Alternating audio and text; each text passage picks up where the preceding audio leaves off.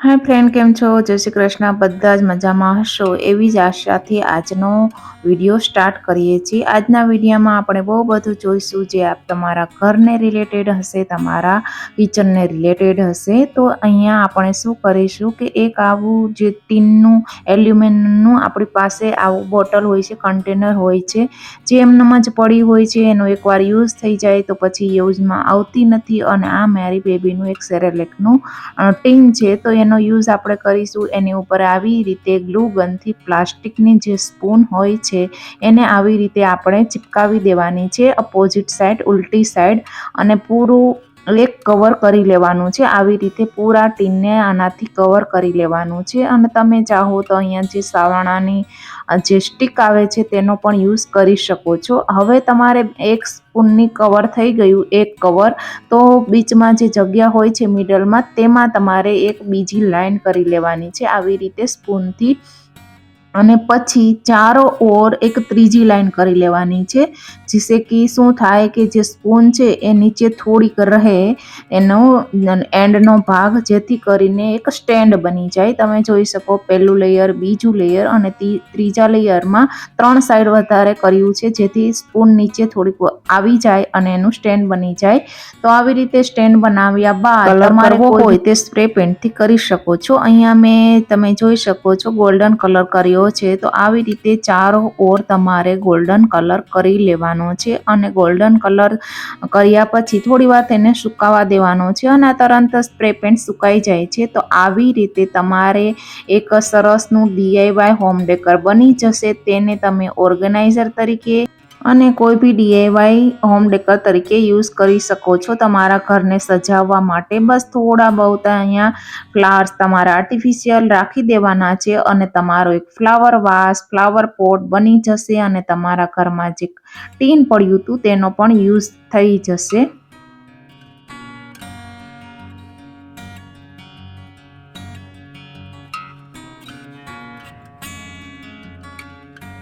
એવી જ રીતે આપણે ક્લિનિંગ હેક જોઈ લઈએ. તો અહીંયા જે સિંક છે, બાથરૂમને મેં ખાસ તौर પર બતાવું છું તમને.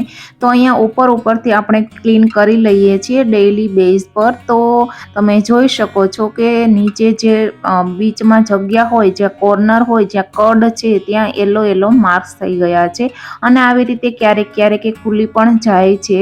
અને ખુલી જાય તો તમારે બહેતર છે, અંદરથી પણ તમે સરસ રીતે ડીપ ક્લીન કરી શકો છો. આને ક્લીન કરવા ખાલી આપણે તમારે બેકિંગ સોડા લેવાનો છે અને થોડો વિનેગર ઉપરથી સ્પ્રિંકલ કરવો હોય તો કરી શકો છો. વરના બેકિંગ સોડાથી તમે ક્લીન કરી શકો છો. અને વિનેગર લો તો અંદર બી તમારે જે પણ બ્લોકેજ હોય એ એકદમ ખુલી જાય છે. તો વિનેગર એટલા માટે. અને ગરમ પાણી પણ તમે આમાં નાખી શકો છો. મારે ખાલી ઉપરથી જ ક્લીન કરવું હતું તો મેં એમાં ગરમ પાણી નાખ્યું નથી. પછી જે વેસ્ટેડ ટૂથબ્રશ હોય છે તેનાથી તમારે એને ક્લીન કરી લેવાનું છે. બહુ મહેનત પણ નહીં લાગતી. ઉપરથી થોડો હળવો હાથ જ લગાવવાનો છે અને એકદમ આ ક્લીન થઈ જશે. તમે જોઈ શકો છો ઉપરથી ટેપ વોટરથી તમે ક્લીન કરી લેશો તો અંદરથી અને બહારથી બે રીતે એ ક્લીન થઈ જશે, કેમ કે આપણે બેકિંગ સોડાની સાથે વિનેગર નાખ્યો છે એટલા માટે. અને તમે જોઈ શકો છો કે એવી રીતે તમારી જે સિંક છે એકદમ ચમકવા લાગી છે. પછી ડ્રાય કપડાથી આપણે એને લૂછી લેશું.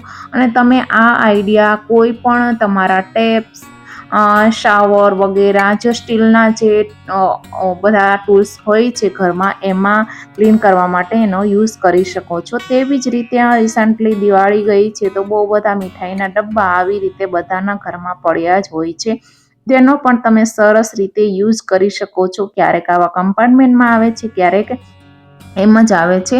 તો તમારે સરસ એને લૂછી લેવાના છે. અને પછી ઉપરનું જે એના રાઇટિંગ કર્યું હતું તેને હાઇડ કરવા માટેના આઈડિયા છે. ફ્લાવર લગાવી શકો, પેચ લગાવી શકો, આવી રીતે કોઈ પણ પોમ લગાવી શકો. આવી રીતે કોઈ બટન્સ પડ્યા હોય તો એનો પણ તમે એને હાઇડ કરવા માટે યુઝ કરી શકો. પણ મેં આ પેચ લીધું છે અને એને સરસથી જે ફેવિકોલ નોર્મલ વાળો હોય તેનાથી એને સ્ટીક કરી દીધું છે. તો એક સરસ લુક આનો થઈ ગયો છે. અને પછી તમે જે તમારી જ્વેલરી હોય, જ્વેલરી સેટ હોય, આવી રીતે એરિંગ્સ હોય, એ બધાને ઓર્ગેનાઇઝ કરવા માટે આ મીઠાઈના બોક્સનો યુઝ કરી શકો છો. અને બહુ બધા જ આઈડિયા આ મીઠાઈ બોક્સને યુઝ કરવાના હું રિસન્ટલી તમારી સાથે શેર કરીશ. તો મારી સાથે બન્યા રહેજો. મારા વિડીયોઝ પસંદ આવતા હોય તો પ્લીઝ ચેનલને સબસ્ક્રાઈબ કરી લેજો. તેવી જ રીતે કાર્પેન્ટરને લગતા બહુ બધા ટૂલ્સ આપણી ઘરમાં હોય છે. તો એ નાની મોટી ખીલીઓ હોય, સ્ક્રૂડ્રાઈવર હોય, બહુ બધા જે હોય છે એ બધુંને ઓર્ગેનાઇઝ કરવા માટે તમે આવી રીતે તમારા છોકરાઓના જે કોઈ પણ ટોયઝ હોય, જે ક્લે આવે છે, પ્લેડો આવે છે, એમાં નાની નાની આવી ડબ્બીઓ હોય છે. તે હેલ્ધી પર્પઝથી આપણે ફૂડમાં તો ઓર્ગેનાઇઝ કરવા માટે એનો યુઝ નથી કરી શકતા કિચનમાં. તો આવી રીતે બધું ઓર્ગેનાઇઝ કરવા નાની નાની ચીજો માટે તમે એનો યુઝ કરી શકો છો.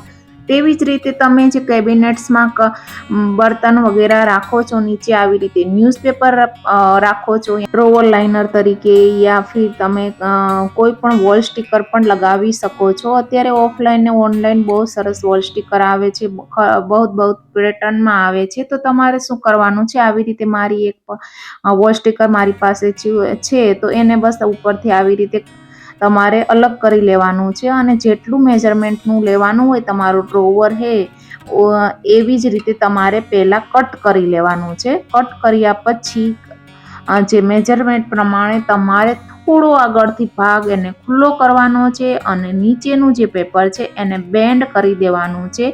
અને બેન્ડ કર્યા પછી બંને એન્ડ છે એને સરસથી લગાવવાનું છે, મેજરમેન્ટથી લગાવવાનું છે, સરસ રીતે પ્રેસ કરવાનું છે. નીચેનું કવર ખોલતું જવાનું છે, ઉપરના કવરને પ્રેસ કરતું જવાનું છે. એકદમ તમારે શાંતિથી કરવાનું છે, નહીંતર શું થશે કે એમાં એ રહી જશે અને એમાં ક્રીઝ પડી જશે. તો તમારે એ રીતે કરવાનું છે. અને આ એક તમારું પરમેનન્ટ ડ્રોવર લાઇનર બની જશે. એકદમ ક્લીન કરવામાં પણ ઇઝી રહેશે અને જે કેબિનેટ્સમાં માર્ક પડી જશે એ પણ નહીં પડે. એવી જ રીતે તમારી પાસે કાર્ડબોર્ડના આવા બહુ બધા પૂઠા પડ્યા હોય છે, જેનું ઉપરનું કવર તમે આવી રીતે નીકાળો તો એક સરસની પેટર્ન નીકળે છે, તમે જોઈ શકો છો એવી રીતે. પણ આ શું થાય છે કે એને કાઢવી બહુ મુશ્કેલ થઈ જાય છે. તો તમારે શું કરવાનું, થોડું પાણી લેવાનું, ઉપર એવી રીતે સ્પ્રેડ કરી દેવાનું. 2-3 મિનિટ રાખશો યા થોડી વાર એવી રીતે પ્રેસ કરશો તો નીચેની ડિઝાઇન એકદમ વિઝિબલ થઈ જશે, તમે જોઈ શકો છો.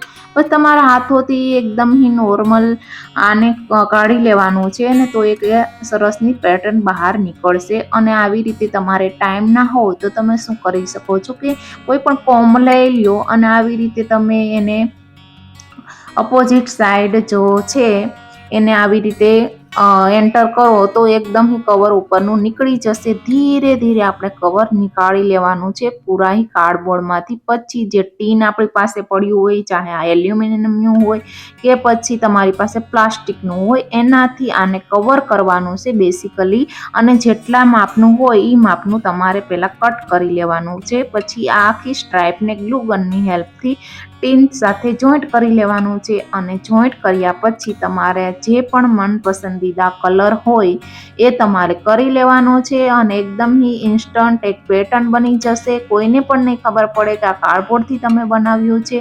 બસ એન્ડમાં સરસથી ગ્લુગન લગાવી થોડી વાર રાખી અને ચિપકાવી દેવાનું છે. ગ્લુગન એટલા માટે કે જલ્દીથી ચીપકી જાય છે અને એમાં ચીપકવામાં વાર પણ નહીં લાગતી અને નીકળતું પણ નથી.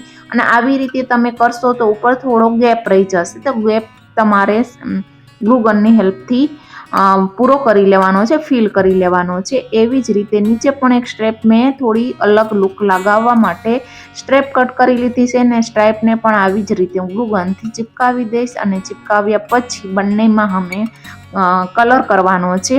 ઉપર બ્લેક કલર કરીશ અને નીચેની સ્ટ્રાઈપમાં ક્રિકેલનો મેં અહીંયા જે ગોલ્ડન અને કોપરની જે બેઝ છે એની વચ્ચેનો કલર લીધો છે એ હું નીચે કરી લઈશ. અને તમે ચાહો તો એક કોટ મેં કર્યો છે, તમે 2 કોટ પણ કરી શકો છો.